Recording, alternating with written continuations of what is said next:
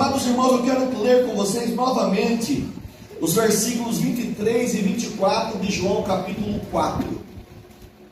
E depois que nós lermos o texto sagrado, eu vou pedir-lhes a gentileza de que vocês mantenham as suas Bíblias abertas. Amém, irmãos? Amém. Para que nós possamos entender melhor a palavra do Senhor. Diz-nos o texto sagrado: mas vem a hora, e já chegou, em que os verdadeiros adoradores adorarão o Pai em espírito e em verdade, pois o Pai procura a tais que assim o adorem.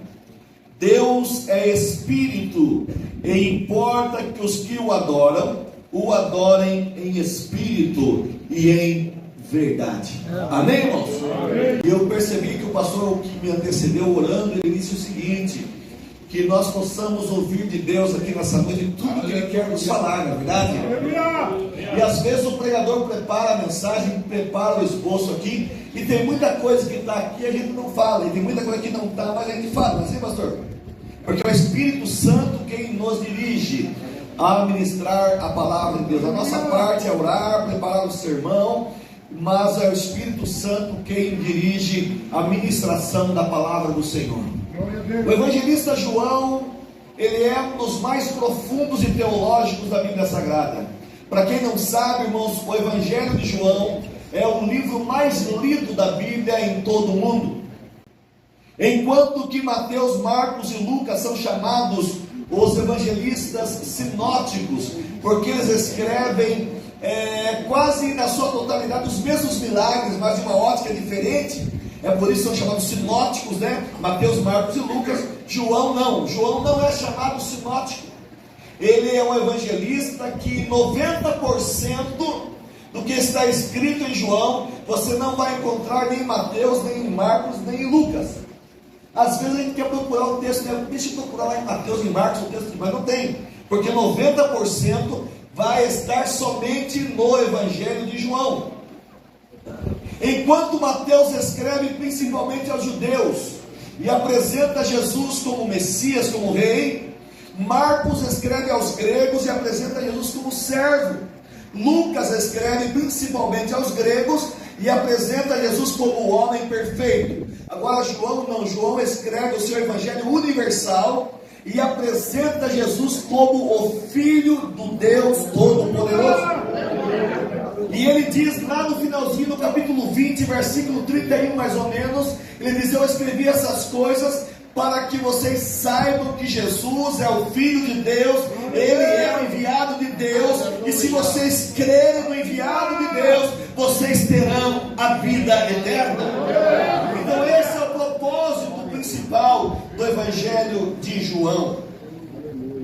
Quando nós lemos aqui o capítulo 4, eu quero ministrar aqui nessa noite, meus amados irmãos, citar para vocês. Nós vamos fazer uma exposição breve de todo o capítulo, mas eu quero pontuar algumas coisas aqui que eu entendo que são interessantes para o tema abordado aqui, adotado para essa festividade dos irmãos, aos quais eu os parabenizo também. Porque muitas vezes nós lemos o texto, o que é adorar a Deus em espírito e em verdade? A gente acha bonita a expressão bíblica, né? É um texto bonito, é um texto conhecido, nós citamos, nós falamos, nós dizemos que temos que adorar a Deus em espírito e em verdade, mas o que significa isso?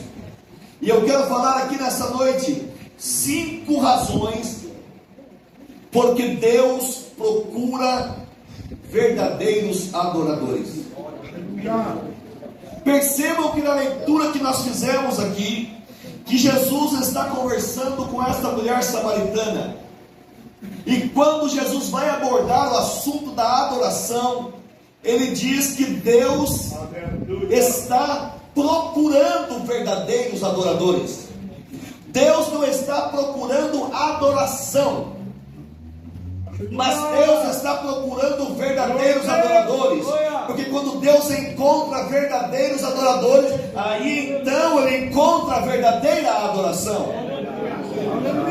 E a primeira razão, meus amados irmãos, que nós podemos encontrar aqui, porque Deus procura verdadeiros adoradores, É porque a verdadeira adoração requer uma vida convertida a Cristo.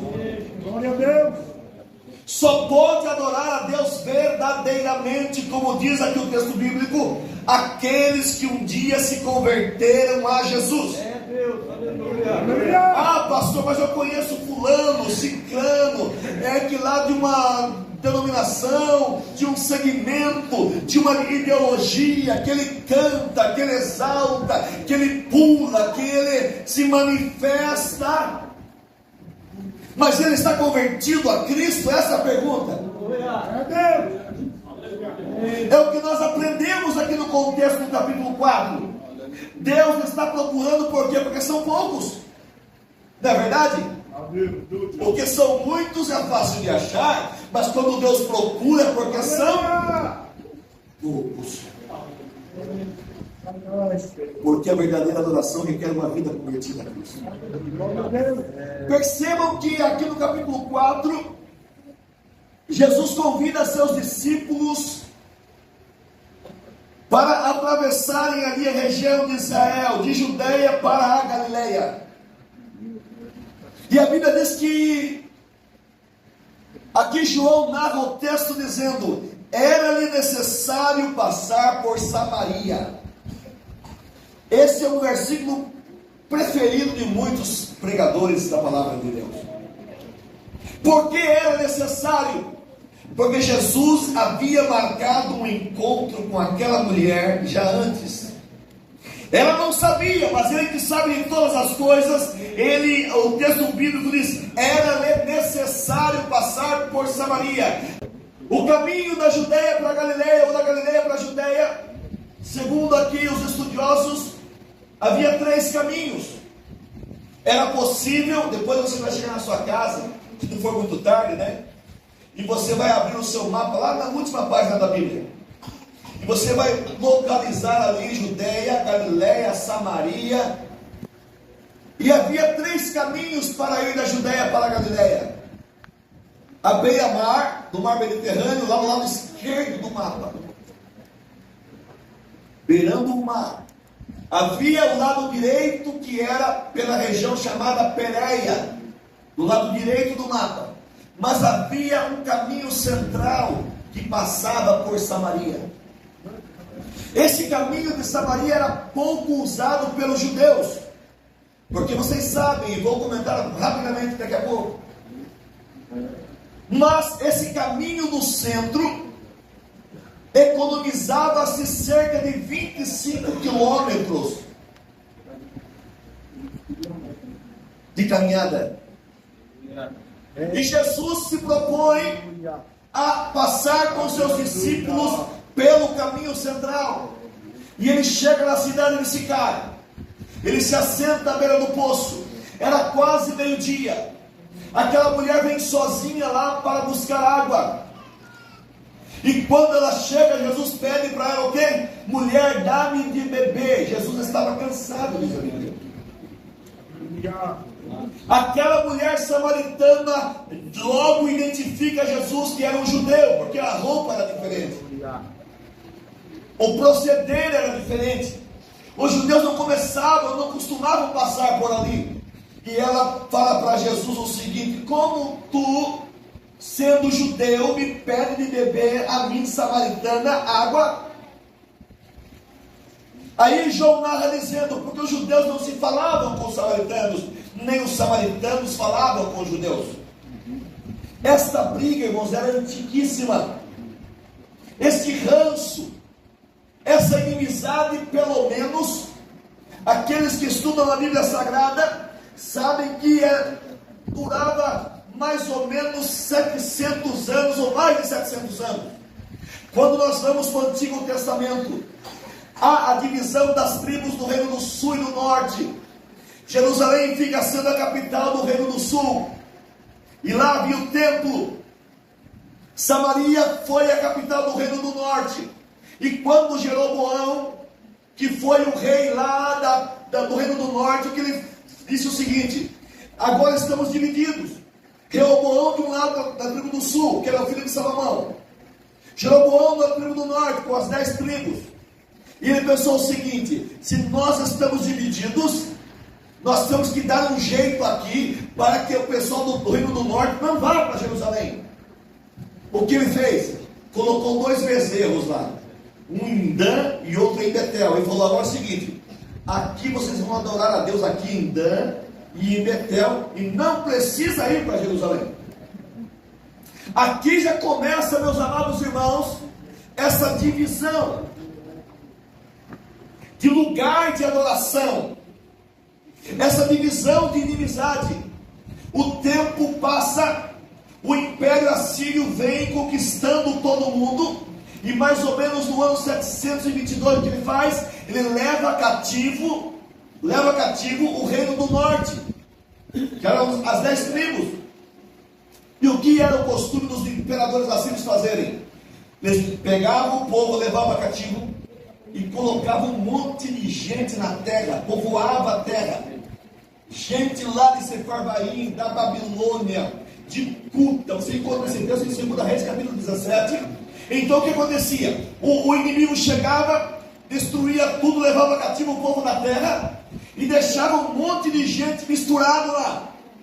Esse povo misturado casavam-se com os judeus.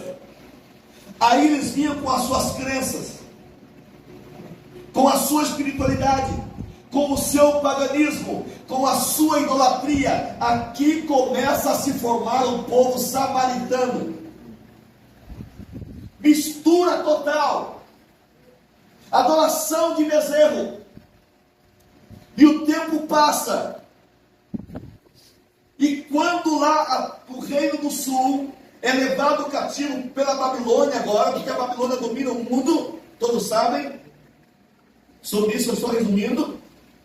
O que acontece? Depois dos 70 anos do Império Babilônico ter deixado cativo a tribo do sul, o povo começa a voltar para Jerusalém para construir o templo, para construir os muros. E quando eles chegam lá, com Neemias, com Esdras, com Zorobabel, chegam animados, né? Porque o templo havia sido totalmente destruído em 586. Agora eles chegam para construir o templo, os judeus. Os samaritanos se aproximam e dizem o seguinte: nós queremos ajudar vocês. O que os judeus falam? Não, de forma alguma. Nós não vamos nos misturar, porque nós adoramos somente o Deus verdadeiro, o Deus de Abraão, o Deus de Isaac, o Deus de Jacó. Vocês adoram o bezerro de Dan, adoram o bezerro de Betel, adoram nos montes, adoram debaixo das árvores, adoram nos vales. Todo lugar havia lá um altar construído a um Deus pagão. Então nós não vamos misturar com vocês. Aí começa a perseguição, vocês sabem muito bem, contra o povo de Deus. E isso vai perdurando, irmão. Até que esse dia, por isso que a mulher fala para Jesus: você não sabe que eu sou samaritano e tu és judeu? Só que eu acho mais interessante ainda, irmão, é que Jesus, ele não tece nenhuma palavra a respeito dessa questão cultural, dessa questão de divisão, dessa questão de inimizade, porque ele estava com o propósito de salvar aquela mulher, transformar aquela mulher, para que a partir daquele momento ela também pudesse adorar a Deus em espírito. E a Bíblia diz aqui que quando ela fala para Jesus que não havia comunicação entre eles, Jesus disse para ela, aquela mulher, o seguinte: ah, se você soubesse quem está pedindo lá. Ah, se você conhecesse o dom de Deus. O que é o dom de Deus, irmãos? Era o próprio Cristo. Ele estava dizendo: se você conhecesse o dom de Deus, que sou eu mesmo que vim para resgatar toda a humanidade, você pediria água e eu lhe daria água viva. A mulher não estava entendendo muito ali aquele diálogo, aquela questão. Ela estava meio perdida ao seu credo, à sua religiosidade, ao seu paganismo. E ela fala para Jesus: mas como é que tu vais me dar água, sendo que eu percebo que não tem corda, não tem balde, não respondeu por Isabel. O poço é fundo. Tu és maior que o nosso pai Jacó, porque o poço de fato era fundo, dava uns 30 metros. Aleluia!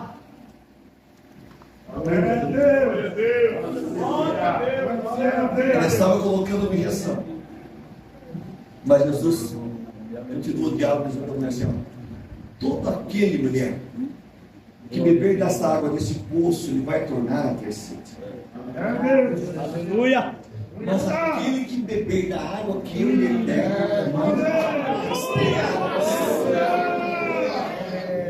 Deus está procurando verdadeiros adoradores, porque a primeira razão é essa: só pode adorar verdadeiramente quem teve um encontro com Cristo, a sua vida foi transformada e ele adora só a Deus.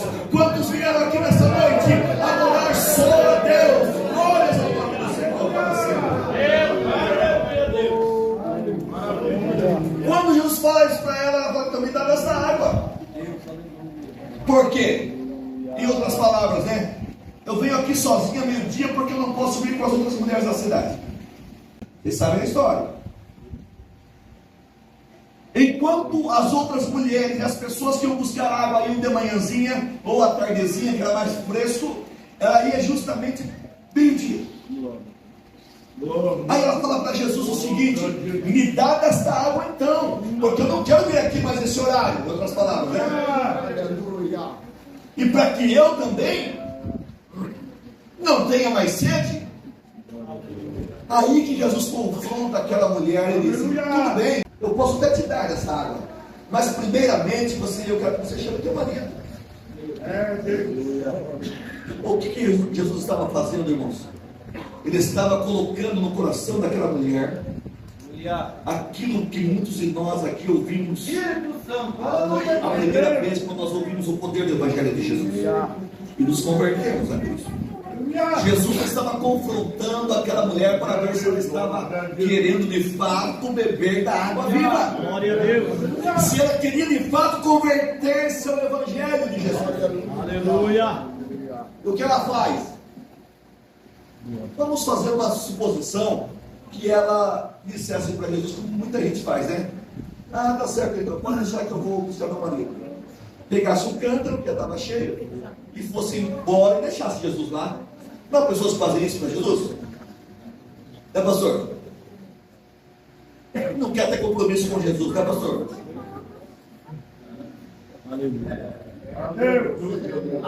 Aquela pessoa que você fala de Jesus para ela, você insiste. Só que ela não quer se arrepender dos pecados mais. Ela não quer se converter ou mudar de direção, vir para o caminho. Ela dá uma desculpa esfarrapada. Às vezes ela é até conhecedora do Evangelho, mas ela vai protelando, ela vai procrastinando, é mais para frente. Às vezes, irmãos, quem sabe essa palavra para alguém aqui nessa noite, que Deus está te chamando para provar na água da vida. Ou você até já fez parte aqui desse trabalho, dessa igreja, ou de uma outra congregação cristã verdadeiramente que prega o Evangelho de Jesus. Você já cantou, você já adorou, você já cantou, você já pregou, você já ministrou, mas está afastado um pouquinho do Evangelho, e o Senhor está te dando oportunidade, está te dando oportunidade, você está deixando mais para frente, eu vou esperar mais um pouco. Esta é a noite que o Senhor marcou para que você volte novamente a provar da água da vida. Escapa-te por tua vida nessa noite.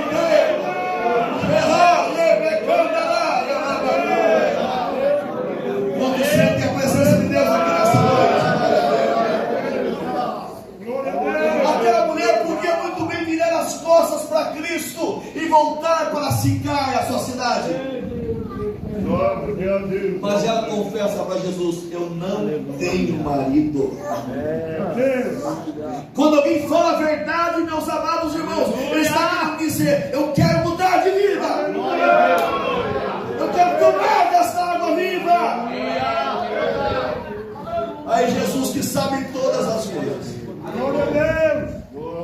para aquela mulher: você falasse bem, dissesse bem, porque você já teve 5 maridos, e aquele que você tem agora não é o teu marido. Aí, meus amados irmãos, a gente ouve muitas pessoas.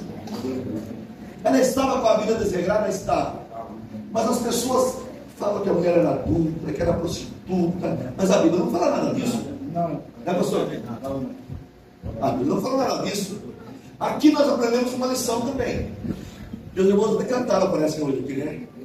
Crente, irmãos, embora a legislação, o ordenamento jurídico do nosso país reconheça legalmente a união estável, né, pastor? O crente tem que casar. Adeus, É verdade? glória a Deus. Às vezes está algum impedimento para o casamento de uma irmã ser crente, o marido não, etc. Mas vamos para o joelho e vamos orar, buscar a Deus, porque Deus vai abrir a porta, né, pastor?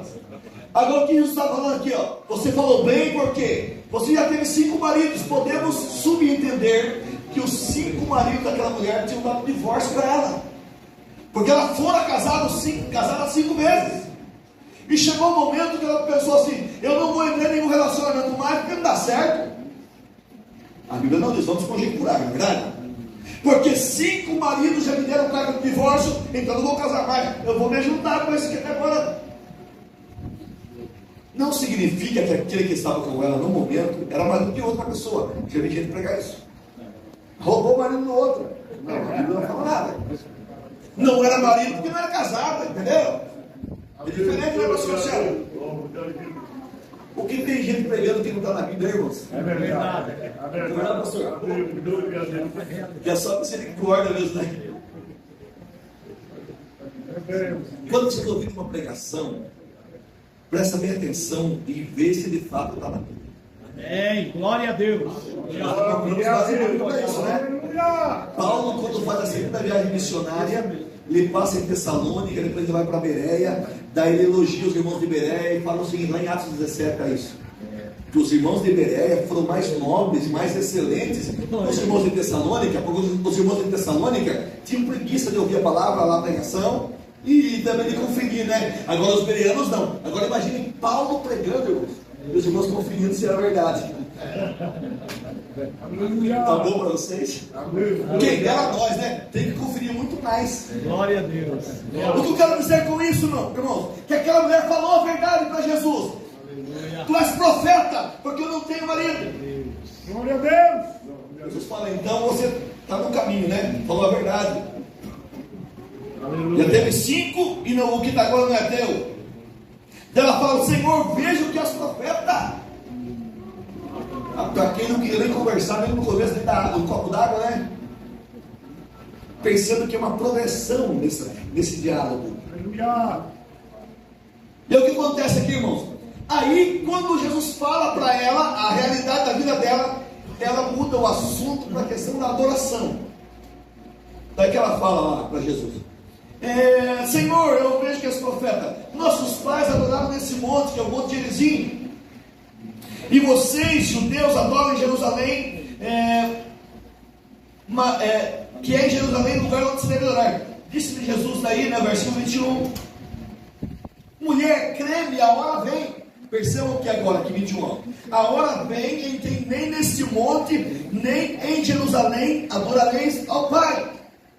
E eu disse para vocês, para quem anotou aí, prestou atenção, que a primeira razão porque Deus procura verdadeiros adoradores é porque a verdadeira adoração requer uma vida convertida a Cristo. Aquela mulher já estava se convertendo a Jesus. E aqui eu aprendo a segunda razão. Quem quiser anotar: por que Deus procura verdadeiros adoradores?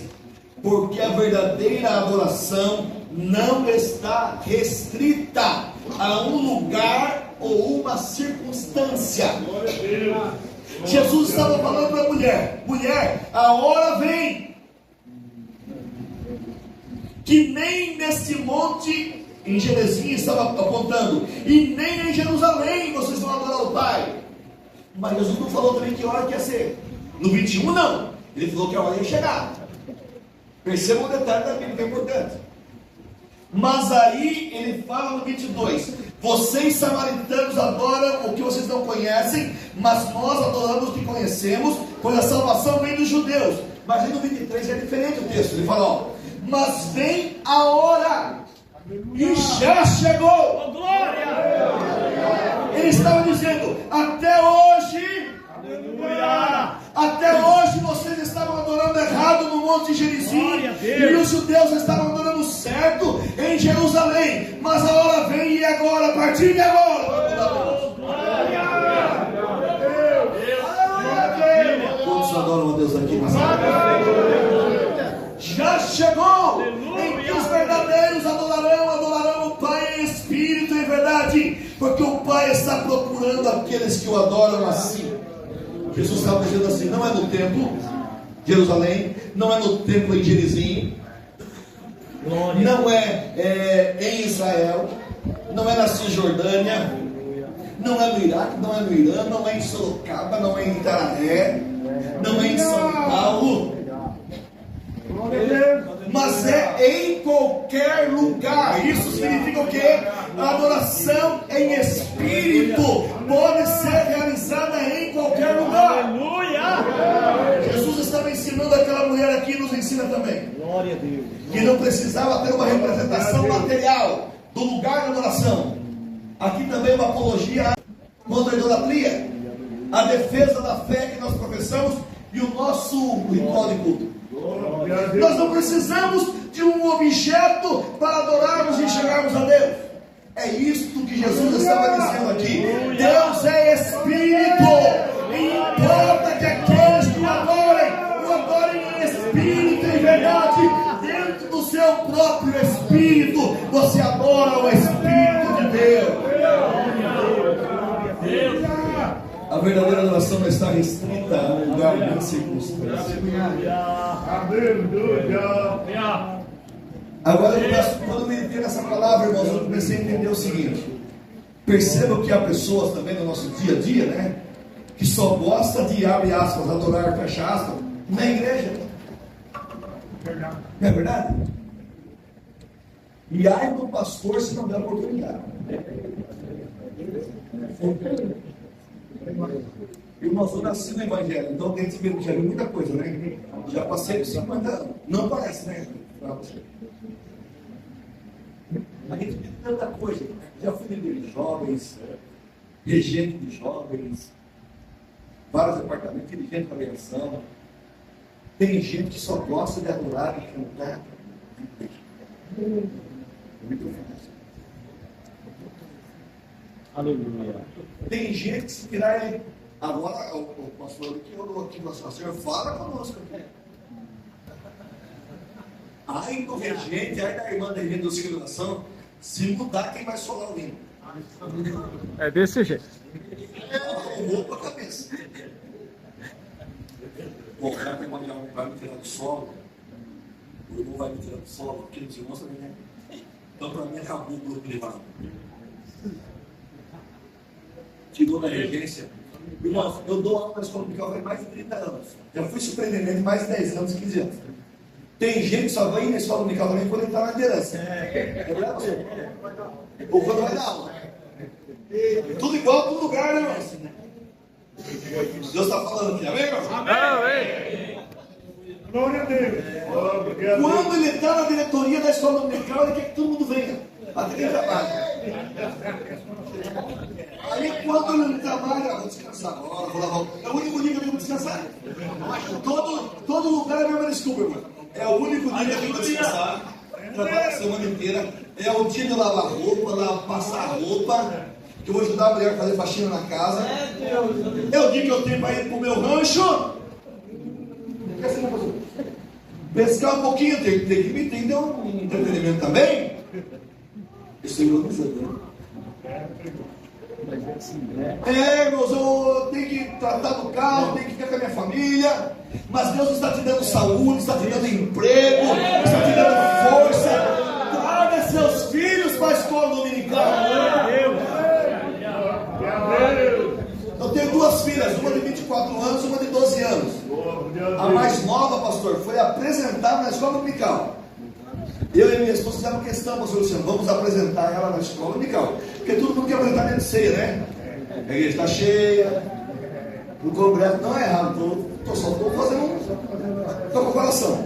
Mas eu fiz questão, irmãos, eu quero apresentar a Valentina na escola dominical.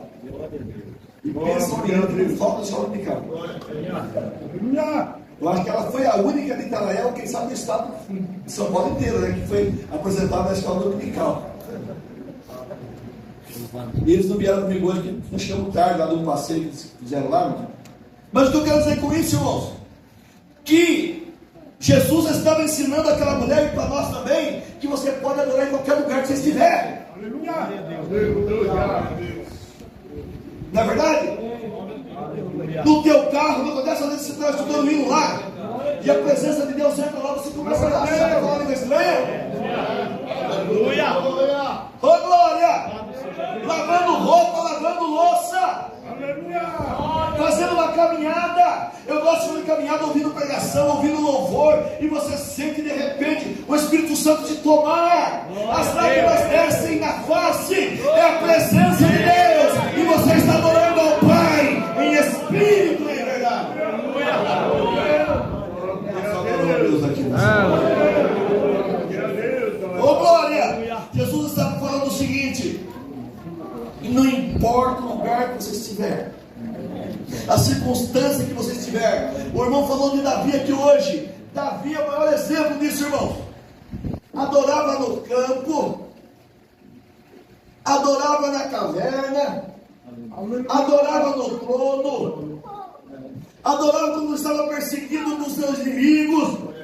Uma vez ele se fez de bobo, acabava. Está na Bíblia tudo isso, meu irmão. Deus confere lá. É, pastor? Eles queriam, ele teve que fugir lá numa cidade dos filisteus, e aí ele estava lá descobrindo que era Davi, não é esse Davi que é o guerreiro lá, o general lá de Saul. Ele pensou assim: hoje vai cair minha casa aqui, em outras palavras. Ele se fez de tonto. Tu deixou escorrer saliva pela barba, assim, ó. Começava a se espichar nas portas. Está na Bíblia, você interessa? A Bíblia é poderosa, né? Daí o rei lá falou para Asquiax, o nome do rei, falou o seguinte: que Davi, vocês estão, não é Davi nenhum isso aí, já não tem tantos doidos, tanto louco aqui no reino aqui, para trazer mais um aí, tira essa coisa aqui. E Davi se livrou daquilo lá. Daí ele compôs o Salmo 34. Eu louvarei a Deus em todas as circunstâncias. No campo, no vale, na perseguição, na posição, eu vou louvar, meu Senhor, porque é Ele que me dá livramento. Quantos louvam a Deus pelos livramentos aqui? Levanta a sua mão. Ele está nesse lugar, recebendo o nosso coração.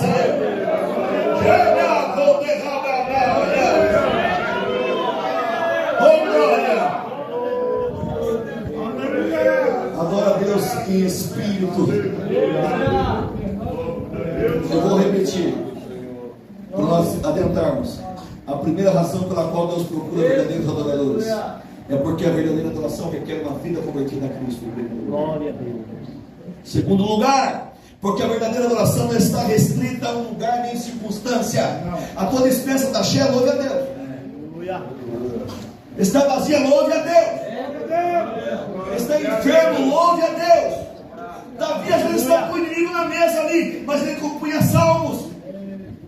73 salmos dos 150 são de Davi. Comece a louvar a Deus, você vai ver Deus agir na sua vida. Semana passada eu estava com uma causa tão difícil para resolver, irmãos, que fazia quase um ano que estávamos orando em casa. De repente Deus vai dar a direção, e eu ligo para a pessoa está uma seda para falar no telefone. Deus abre a porta, resolve esse problemão que você está achando que não tem solução, não tem resolução, mas Deus está dizendo aqui nessa noite: comece a adorar, comece a louvar, comece a abrir a tua boca na sua casa e ministrar a bênção e a vitória, e você verá que dentro de poucos dias Deus vai entrar com ação, vai abrir as portas, e o nome dele vai ser glorificado na sua vida. Quantos podem adorar a Deus aqui nessa noite? A terceira razão pela qual Deus procura verdadeiros adoradores é porque a verdadeira adoração não se resume há atitudes isoladas. Eu vou explicar. Adorar a Deus, irmãos. Essa palavra adoração, proskuneo no grego, significa uma profunda reverência, um profundo respeito, um profundo temor. Em espírito, dentro do teu espírito, perceba lá que está dentro do teu espírito, no âmago da tua alma, você vai poder expressar-se. Aleluia. Glória a Deus. Mas não é o ato isolado de levantar a mão, de pular, de correr no templo, de chorar. Não é um ato isolado. Então levantar as mãos pode ser adoração, pode ser como efeito da adoração que já veio lá de dentro. Aleluia. Eu percebi aqui nessa noite os irmãos cantando com aquela força, com aquela vontade, lá do âmago da alma mesmo, os irmãos aqui. Essa é a verdadeira adoração. Foi manifestada através do louvor. Pode ser manifestada através de lágrimas. Pode ser manifestada no levantar de mãos. O aplauso, se vier dentro da alma de você. Isso é adorar em espírito. Mas às vezes também ela é expressada por atitudes em silêncio. Aleluia. Um capítulo desse livro aqui, irmãos, eu falo sobre isso. Um encontro com Cristo. Aleluia. Da mulher pecadora. Porque ela sabe que Jesus estava na casa de Simão numa refeição. E ela solta seus cabelos. Algo que era inadmissível. Aleluia. Escandaloso na cidade. Ela pega um vaso de alabastro, que era um gesso finíssimo. Ela coloca o azeite, um unguento mais precioso ainda. E ela irrompe pelas ruas da cidade. E vai até onde Jesus estava. Ela se propôs: hoje eu encontro Jesus. Glória a Deus. Aleluia. Ela chega na casa de Simão. Simão, que era uma autoridade na cidade, estava lá fazendo uma média, né? Porque Jesus estava ficando famoso. Então vou levar esse rabi lá na minha casa, lá, porque para dar um status para mim, né? Porque assim também faz, né? O que acontece? Ela chega lá, ela vai até onde Jesus estava. Jesus estava inclinado na mesa ali, assim, não estava numa cadeira igual assim, estava inclinado na mesa. Ela vem por trás de Jesus. Jesus nem olha para ela. Aleluia. Mas ela se prostra aos pés de Jesus. Aleluia. Ela começa a derramar a sua lágrima lá da sua alma, do seu espírito. Aleluia. E começa a lavar os pés de Cristo. Começa a enxugar com os seus cabelos. Começa a beijar os pés de Jesus. Porque a adoração tem uma definição que é beijar a mão. Aleluia. Se você for no Aurélio, vai virar adorar, beijar a mão. Mas ela começa a beijar os pés de Jesus. Glória a Deus. E depois que ela beija os pés de Jesus, ela unge com aquele azeite, um unguento preciosíssimo e caríssimo. É Deus. O anfitrião, que era Simão, pensou consigo mesmo: se esse Jesus fosse profeta de verdade, ele saberia que essa mulher é uma pecadora. Meu Deus. Ele está aqui trazendo escândalo. Aí Jesus conta uma parábola que eu não vou contar para vocês vejam em Lucas 7, não vai dar tempo. Aleluia. Mas no final da história, Jesus elogia aquela mulher. Ele fala para Simão: Simão, eu entrei na sua casa, você não me deu ósculo santo, não me deu nem beijo. Você me convidou. Agora essa mulher chegou aqui e não parou de me beijar nos pés. Aleluia. Você não deu água para os meus pés, mas essa mulher tem lavado os meus pés com as suas lágrimas. Você não ungiu a minha cabeça nem com óleo de oliva simples, mas essa mulher tem ungido os meus pés com um nardo preciosíssimo. Sabe, Simão, os pecados dessa mulher, ela é pecadora na verdade, mas a partir de agora os pecados dela estão perdoados. Aí que Jesus se vira para a mulher e fala: vai em paz, a tua fé te salvou. Há mais ou menos 2000 anos aconteceu isso. Eu estou relembrando com vocês a história dela que está na Bíblia. Oh, glória a Deus. É uma das maiores adoradoras da Bíblia. 16 versos tratam da história dela e ela não diz uma palavra. Aleluia. Aleluia. Glória a Mas o Deus. que a mulher falou? Você vai procurar depois em Lucas capítulo 7. Não falou uma palavra, mas ela adorou com as suas atitudes. Porque a adoração em espírito vem da alma em verdade. Ela falou: não, hoje eu saio daqui com a salvação na minha vida. Não é atitude isolada, mas uma atitude tem que expressar o que vem de dentro. Irmãos, eu tenho uma caixa de som em casa, e eu pego o microfone e o saxofone. Eu tenho 2 horas de playback para tocar e para cantar junto. Eu venho o na garagem de casa lá e deixa correr o playback. E os vizinhos que aguentam. Irmãos, não importa o lugar, a circunstância, mas não é uma atitude isolada, como eu disse aqui. Mas eu percebo aqui nessa noite os irmãos cantando com essa vontade que Jesus vier agora, vão subir tudo no céu. Esta miscelânea que o grupo fez aqui e todo mundo envolvido, o pastor aqui falou dessa comunhão. É isso que Deus sagrado, irmão. O segredo da igreja primitiva, eu sempre digo isso, que eles tinham comunhão em tudo. Um não ficava olhando para o outro, para a gravata do outro, para o vestido do outro. Vamos cantar, vamos todos cantar. Vamos orar, vamos todos orar. Vamos adorar, vamos todos adorar. Deus se alegra com isso. A igreja cresce. A igreja de Jerusalém ficou famosa na cidade. Era simpática na cidade. E as pessoas vinham pelo tempo ouvir o evangelho. Glória a Deus. Estava em Tararé um dia. Eu estava no culto. E aí teve um culto muito abençoado. Pastor Paulo e pastor Luciano Gomes. E aí de repente veio um jovem assim no meio do culto, assim na hora do culto, e corria para a igreja. Ele corria com a mão assim, pastor. Corria com a mão assim. Meu convertido já corria. Aí os irmãos do meu lado do culto, assim, ó. Assim.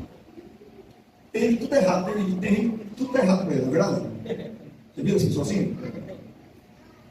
Tem tudo errado. Isso aí, ó. Eu fiquei bem quieto, né? Não sou bobo. Porque as pessoas, cada um tem uma forma de manifestar, às vezes, não é verdade? Eu tenho um pastor amigo meu lá, que ele fica com a perna cruzada assim, puto. Ele é muito tranquilo assim, pastor. Mas às vezes ele fala uma pregação, um louvor assim, ele balbucia só a glorificação a Deus, mas você vê as lágrimas descendo no rosto dele assim.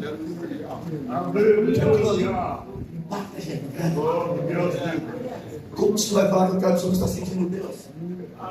Mas é uma forma diferente de expressão. O que importa é que venha do teu espírito, da verdade.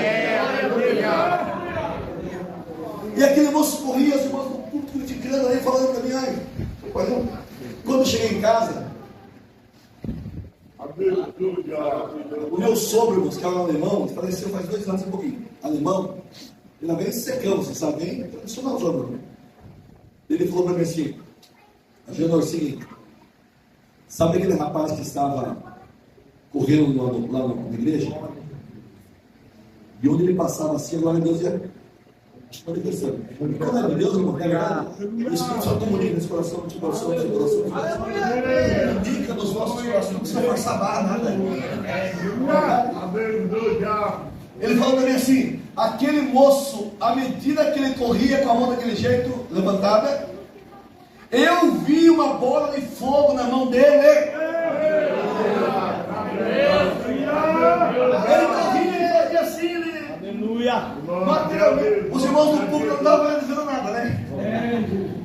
Mas o meu sogro viu lá, tinha uma bola de fogo na mão dele, onde ele passava incendiando a igreja.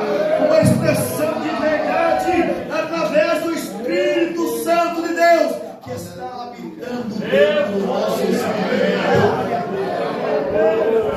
Coração e espírito é isso. Não uma atitude isolada, mas como efeito sim. Quarta razão, porque Jesus, o Senhor Deus, procura verdadeiros adoradores. Posso continuar mais 10 minutos, irmão? Amém. Porque a verdadeira adoração sempre produzirá bons frutos. Glória a Deus.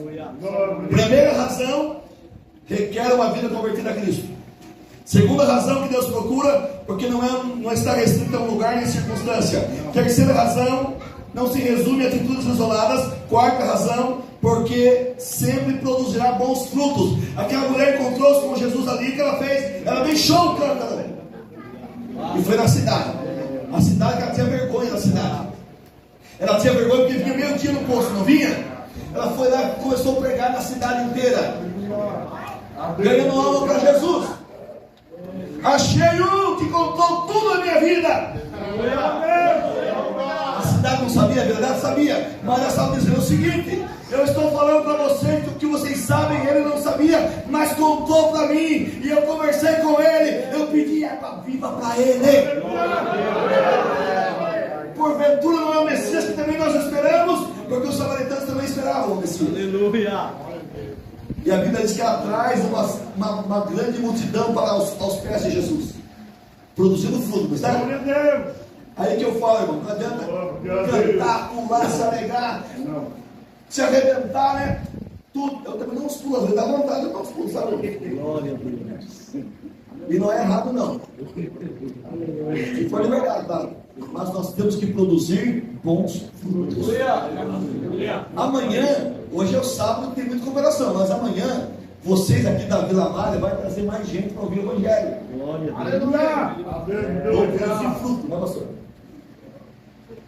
O verdadeiro adorador, irmãos, é aquele que produz frutos bons. Aquela mulher produziu bons frutos.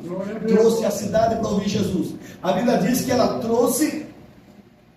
Aquelas pessoas ouviram o Senhor Jesus e reconheceram verdadeiramente que Ele era o Salvador, o Messias. Aleluia. Agora percebam os discípulos que tinham ido comprar comida, mais perdidos do que cerca de loteria, como dizem. Foram lá comprar comida lá em Sicar, voltaram, viram Jesus conversando com a mulher, ficaram admirados porque era meio incomum, né? Ainda mais um rabi e ainda mais uma samaritana. Uma mulher e ainda mais uma samaritana. Não quiseram perguntar nada para Jesus e falaram para que Jesus comesse da comida, porque eles tinham comprado comida, e Jesus falava assim: uma comida eu tenho para comer, que é fazer a vontade do meu Pai. Vocês, discípulos, em outras palavras, né?